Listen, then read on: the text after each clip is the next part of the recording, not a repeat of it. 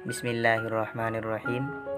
Sifat-sifat mulia Kiai Haji Ahmad Mahfudz Zayyadi yang patut kita contoh diantaranya yaitu berkarakter kuat. Setiap mereka yang memiliki akhlakul karimah pasti berkarakter. Namun yang dimaksud kami di sini adalah lebih pada bahwa beliau mempunyai tekad yang kuat dan mampu mengendalikan nafsu beliau dari godaan kekuasaan atau sebagainya. Godaan di mana sebagian manusia sangat sulit untuk bisa terlepas darinya jika memang ada kesempatan baginya. Setelah bata-bata kosong dari pengasuh, pihak keluarga sepakat untuk memanggil beliau kembali dari Banyuwangi ke Bata-Bata untuk menjadi pengasuh Bata-Bata. Awalnya beliau tidak mau, entah dengan alasan apa, namun yang jelas beberapa waktu kemudian beliau mau dan kembali ke Bata-Bata. Banyak persepsi tentang alasan beliau kembali ke Bata-Bata.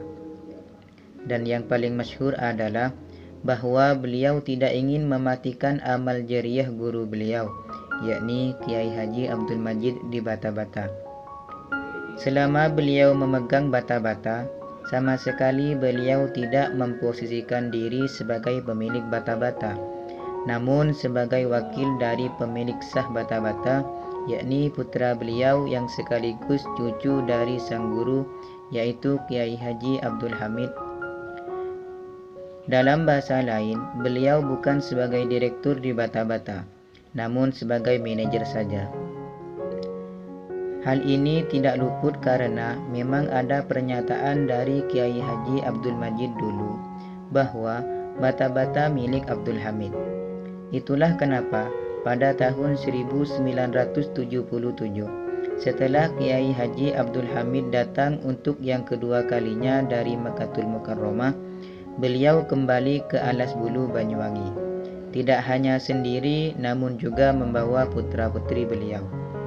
Namun pada tahun itu juga beliau harus kembali lagi ke Bata-Bata dengan alasan Kiai Haji Abdul Hamid masih belum siap memegang Bata-Bata.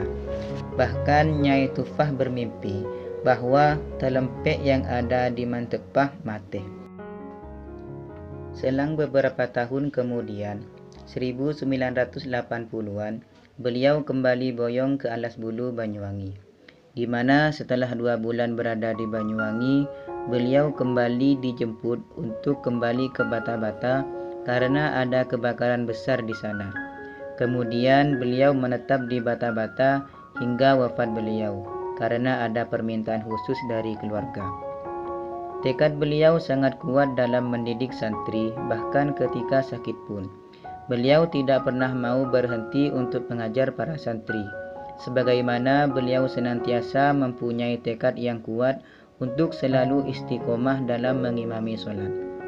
Setiap perjalanan beliau telah mengukurnya dengan waktu sholat, sehingga beliau sampai di Bata-Bata di waktu sholat. Salah seorang sopir berkata, "Saya terkadang heran, perjalanan beliau meski jauh, tetap saja sampai ke Bata-Bata sebelum beliau mengimami sholat." Dermawan. Kekayaan beliau tidak serta-merta menjadikan beliau pongah dan kikir. Jauh dari itu, beliau adalah sosok yang dermawan. Tidak jarang santri mendapatkan jatah dari kedermawanan beliau, terlebih di hari-hari puasa. Seringkali saat ada santri yang minta izin pulang untuk mengambil bekal dan tidak diberi izin oleh beliau. Tapi beliau sering memberi uang kepada mereka atau memberi hutangan. Setiap tamu pasti dijamu dan diberi makanan.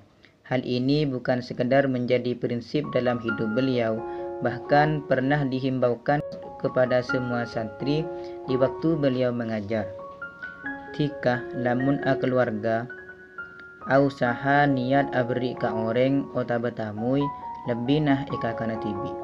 Yang artinya, kalian jika sudah berkeluarga, kemudian berusaha, niatlah bahwa hasilnya ingin diberikan kepada orang lain atau tamu, selebihnya untuk dimakan sendiri. Pernah pengurus pesantren merasa perlu untuk menaikkan SPP untuk mencukupi kebutuhan yang diperlukan madrasah dan pesantren. Setelah pengurus mengajukan kepada beliau, beliau berkata, "Korang berapa?" Pengurus menjawab, "Korang 300 Kak Dito." Beliau menjawab, "Tak usah, tinah engkok semajera." Kedermawanan beliau tidak hanya kepada santri dan tamu saja, tapi juga kepada masyarakat luas.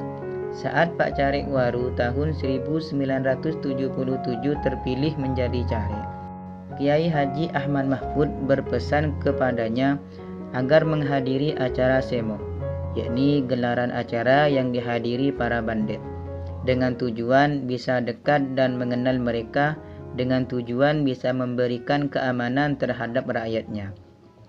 Kemudian beliau berkata, "Kalau kamu tidak punya uang untuk membayar, katakan kepada saya, biar saya yang membayar." Bertanggung jawab.